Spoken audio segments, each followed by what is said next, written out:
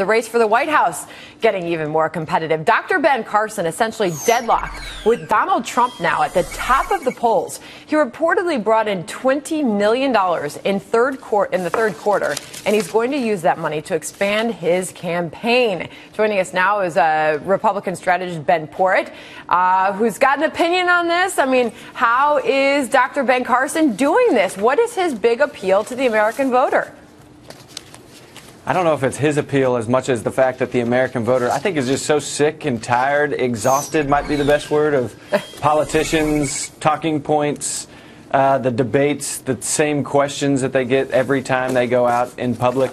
I think that he's tapping into the same vein that Donald Trump is, where people are really just kind of sick and tired of typical politicians, and he doesn't represent that. So I think that he's doing what's smart. I mean, he's raised a lot of money, so now he's going to invest it in infrastructure, which is all that counts when you come into Iowa, New Hampshire, and South Carolina. But Ben, we know that he's polling well when it comes to his trustworthiness. People seem to trust him. They like him. His likability factor has been high. The one area where he does sort of struggle when it comes to the polling is when people are asked whether he's qualified to be the president. Two completely different things, but it seems that it's more important to people to be able to trust their government leader by way of the fact that Dr. Carson is surging in the polls. Yeah, I mean, I think that's a great point. I mean, when you talk to people, I think we've just been so let down by political leaders over the past several decades that it's easy to trust an outsider. Like, if you were to ask my parents who live in flyover country in central Illinois, they love Dr. Carson, and they love him because he doesn't represent anything that anybody else represents that they've had to vote for the last, several decades in elections. So he's definitely he's trustable because we don't know anything about him.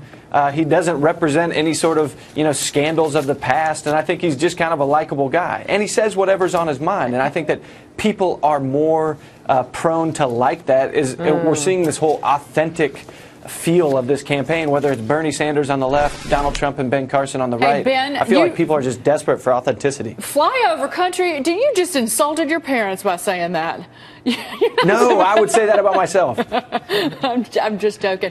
But Ben Carson's super PAC only raised $3 million in the third quarter.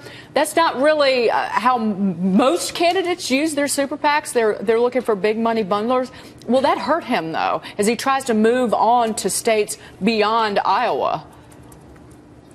I don't know, when you look at the articles coming out of his campaign today, they're now setting different expectations than they have in the past. So, before he raised $20 million, it was, cautious expectations, and now they're saying that they're going to raise $6 to $10 million a month, and they might be announcing a big billionaire donor to kind of help bankroll, whether it's a super PAC or whatever it might be moving forward. So I think that could change. I think, billionaires in politics aren't always the first people to make an endorsement. They want to make sure that they're picking the right horse versus just picking people because of instant popularity. So to me, I think that could change, and we'll see. But I do think that that's a difference maker. It could be a difference maker if you're Marco Rubio or anybody else. Mike, I was saying to Bill O'Reilly yesterday, he was our #OneLuckyGuy and outnumbered on Fox News Channel at noon. Yeah.